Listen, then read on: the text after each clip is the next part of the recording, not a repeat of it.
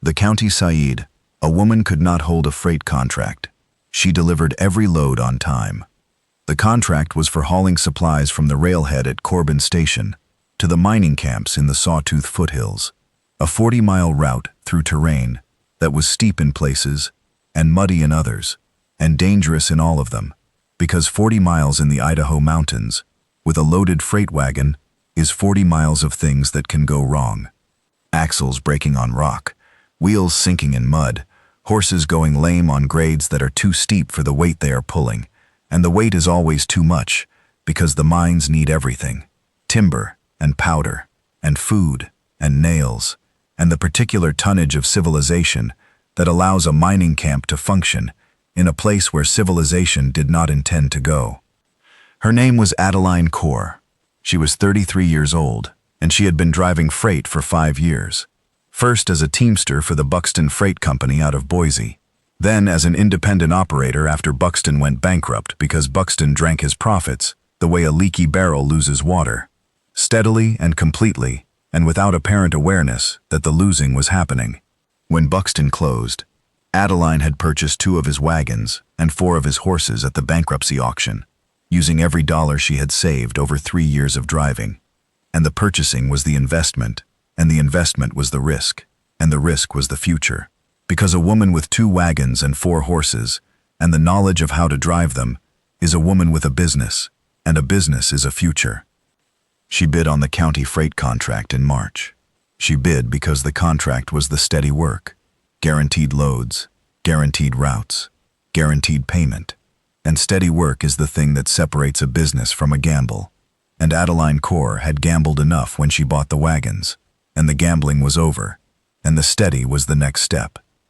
The county commissioners were 3 men: Alderman Tate, who was the chairman, and who had opinions about everything, including things he knew nothing about; Felton Dawes, who was a rancher, and who understood work, but who understood women's work and men's work as 2 separate categories, with a wall between them; and Price Leggett, who was a merchant and who understood commerce, but who understood it exclusively as a male activity, because every merchant he had ever known was male, and the maleness was, in his thinking, a prerequisite rather than a coincidence.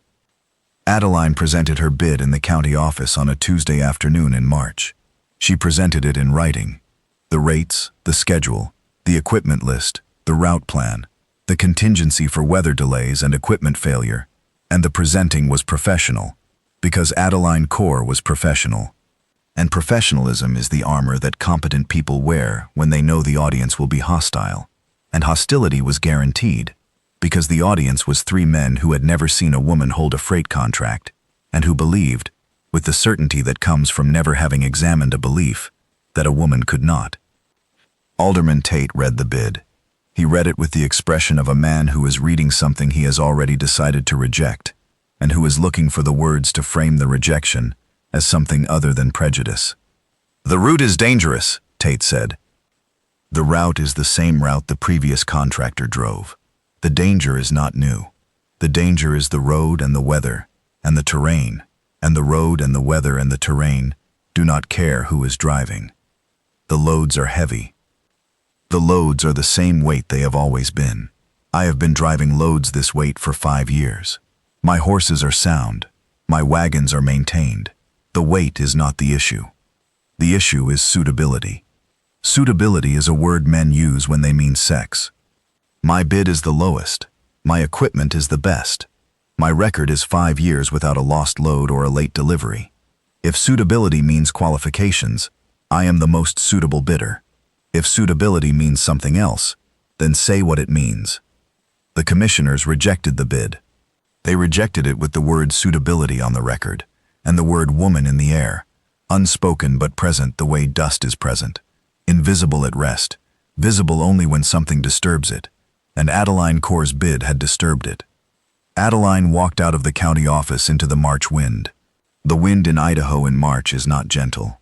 It is the wind of a territory that has not decided whether it is still winter or already spring, and the indecision produces a wind that is cold and sharp and personal. The wind that finds the gaps in your coat the way rejection finds the gaps in your composure. And the gaps were there, and the wind found them. She went to the livery where she kept her horses. She went because the horses needed feeding, and because feeding horses is the thing Adeline did when the world was wrong. The feeding was routine, and routine is the antidote to injustice, because injustice is chaotic, and routine is ordered, and order is the thing you impose on a world that will not impose it on itself. She fed the horses. She checked their hooves. She oiled the harness. She did the work because the work did not care about suitability. They awarded the contract to a man named Grundy, who had 2 wagons and 6 horses, and a drinking problem that the commissioners knew about and ignored, because a man with a drinking problem is still a man, and manhood was the qualification, and the qualification was the wall. Grundy lasted 6 weeks. Grundy lasted 6 weeks, because the drinking problem became a driving problem, and the driving problem became a delivery problem, and the delivery problem became an angry letter from the mining superintendent, who needed his powder and his timber and his nails, and who did not care about suitability. He cared about supplies arriving on time, and on time was the thing Grundy could not manage, because on time requires sobriety, and sobriety was the thing Grundy could not manage. The contract was voided. The county needed a new contractor. The county needed a new contractor immediately, because the mines needed supplies, and the supplies were sitting at Corbin Station, and the sitting was costing money. And money has a way of making things that were previously unsuitable suddenly suitable. Adeline bid again. She bid the same rate, the same schedule, the same equipment, the same professionalism. The commissioners accepted because the alternative was no contractor, and no contractor meant no supplies, and no supplies meant the mines closed, and the mines closing meant the county lost its tax revenue, and tax revenue is the blood of county government, and bloodlessness is fatal even to commissioners who believe in suitability. She drove the first load on a Monday in May. She drove it with her team of 4 horses and her best wagon, and the particular concentration of a woman who knows that every eye is watching, and that every eye is waiting for the failure that will confirm the belief. And the belief is that she cannot do this, and the cannot is the fuel, because proving cannot wrong is the most efficient engine in the world. The road to the Sawtooth foothills climbs from the valley floor, through pine forest, and across 2 creeks, and up a grade called Reddick's Pitch, that is so steep the horses have to dig, and the wagon has to be braked on the descent, and the braking requires skill, because too much brake burns the shoes, and too little brake lets the wagon run, and a running wagon on Reddick's Pitch is a wagon that kills whoever is on it. She made the grade. She made it the way she had made every grade for 5 years, with steady hands on the reins and a steady voice on the horses, and the steady application of weight and balance that separates a driver from a passenger, because a passenger rides and a driver works, and working a loaded freight wagon through Reddick's Pitch is work that requires everything a person has, and everything was what Adeline Corr gave. The camp was at 7,000 feet. The air at 7,000 feet is thinner than the air in the valley, and the thinness makes the horses work harder and the driver think clearer, because thinner air sharpens the mind, the way a whetstone sharpens a blade. And Adeline's mind was sharp. Sharp from 5 years of driving, sharp from the rejection in March, sharp from the knowledge that every load she delivered was a sentence in an argument she was winning. And the argument was, I can do this, and I am doing it, and the doing is the proof, and the proof does not require your approval. The camp itself was a collection of tents and timber frame buildings arranged along a creek, the superintendent's office, the powder magazine, the cook tent, the bunkhouses, the blacksmith's forge, the mill. And the arrangement was functional and ugly, in the way that mining camps are functional and ugly. The beauty sacrificed to the purpose, because the purpose is extraction, and extraction does not pause for aesthetics. The mining superintendent's name was Duncan Pruitt. He was 40 years old, and he had been running the Sawtooth operation for 3 years, and he had seen contractors come and go, good ones and bad ones and drunk ones and competent ones. And the seeing had given him the ability to judge a contractor in the first 30 seconds of their arrival, the way a horse buyer judges a horse by the walk. And Adeline Corr's arrival was the walk, and the walk said everything. She drove the wagon into the camp yard at 2 o'clock on a Monday afternoon, exactly on schedule. She set the brake. She climbed down. She unhitched the horses. She watered the horses before she watered herself, because watering the horses first is the mark of a driver who understands that the horses did the work, and the work comes first, and the coming first was the detail Duncan noticed, because details are the language of competence, and competence is the language Duncan spoke. Grundy was never on time, Duncan said. Grundy drank. I do not drink. The difference between on time and not on time is often the difference between sober and not sober, and that difference is not complicated. Duncan helped her unload. He helped not because she needed help. She did not need help.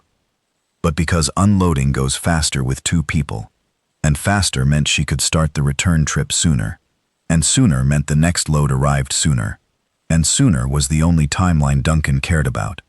She delivered every load on time. She delivered through May and June and July, through rain and mud and heat, and the particular challenges of mountain freight in summer, the roads soft from rain, the creeks high from snowmelt, the grades slick with mud that turns wheels into skates and wagons into coffins. She delivered because delivering was the work, and the work was the proof, and proof accumulated the way the loads accumulated, one delivery at a time. Each delivery another brick in the wall she was building, and the wall she was building was the opposite of the wall the commissioners had built. Their wall kept her out. Her wall held her up. One delivery in July nearly went wrong. A thunderstorm caught her on Reddick's pitch. The rain came fast and heavy, and the road turned to mud in minutes, and the mud turned the grade into a slope that the wheels could not grip, and the not gripping was the crisis. Because a loaded wagon on a muddy grade that cannot grip is a loaded wagon that slides, and sliding on Reddick's pitch is the thing that killed the previous contractor, a man named Eames who had slid off the road and down the embankment with a load of timber, and who had not survived the sliding. Adeline did not slide. Adeline did not slide because she had studied the road, and she knew where the rock was under the mud, and the rock was grip, and she steered the wheels to the rock, and the rock held, and the holding was skill, the skill of a woman who drives a road not by memory, but by understanding. And understanding means knowing what is under the surface, and what is under the surface of Reddick's pitch is rock on the left side and soft earth on the right side. And the left side was the side she drove, and the driving was the reason she did not die in July on a mountain road in a thunderstorm. Duncan heard about the thunderstorm from his foreman, who had been watching the road.